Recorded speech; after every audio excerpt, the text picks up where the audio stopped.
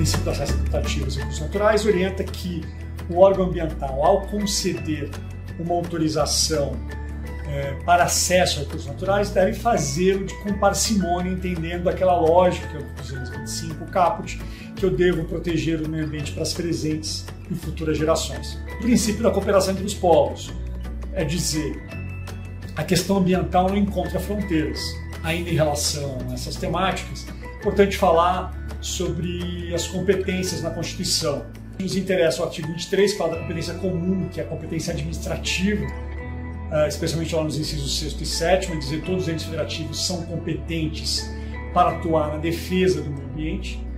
O artigo 24, que fala da competência concorrente em matéria legislativa, também nos incisos 6º e 7º, e diz que cabe à União estabelecer normas gerais, aos estados complementar e os municípios também com o assunto do seu peculiar interesse. No licenciamento, é importante entender que existe um sistema chamado SISNAMA, que é o Sistema Nacional de Meio Ambiente, os órgãos ambientais nas 3 esferas: órgão ambiental federal, que é o IBAMA e o ICMBio, órgãos ambientais estaduais e municipais. O licenciamento é, como eu falei lá, desde o artigo 10 da 693 de 81, do artigo 2º da Lei Complementar 2011, um procedimento administrativo pelo qual o órgão ambiental competente autoriza, avalia os impactos ambientais de determinado empreendimento e autoriza ou não o seu funcionamento. Em regra, nós temos 3 tipos de licença: licença prévia, que diz que aquele empreendimento é ambientalmente viável;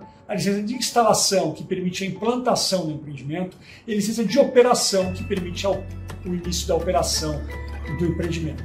Nesse ponto, vale dizer que a licença ambiental ela é dada por um único nível de competência.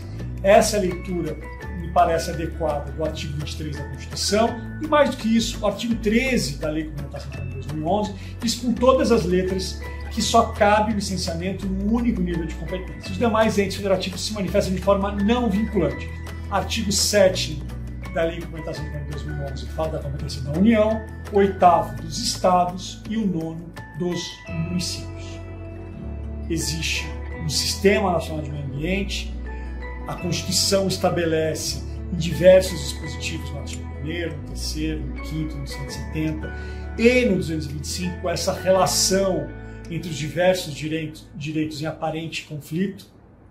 Vamos discutir como o Covid-19 impacta a questão ambiental. Bom, primeiro ele impacta o mundo, não é só o direito ambiental, não é só o Brasil. A questão ambiental ela já é complexa pela sua essência, que dirá na pandemia. Traz um complicador para esse processo, que naturalmente haverá uma pressão para que se agilize a implantação dos empreendimentos, porque nós vamos precisar tentar retomar os impactos negativos que a pandemia gerou na economia. Bom, a Lei Federal 13979 de 2020 falou das medidas adotadas para o combate à Covid-19 e estabeleceu, entre outras coisas, as atividades e serviços essenciais, dizendo que esses devem ser definidos por decreto.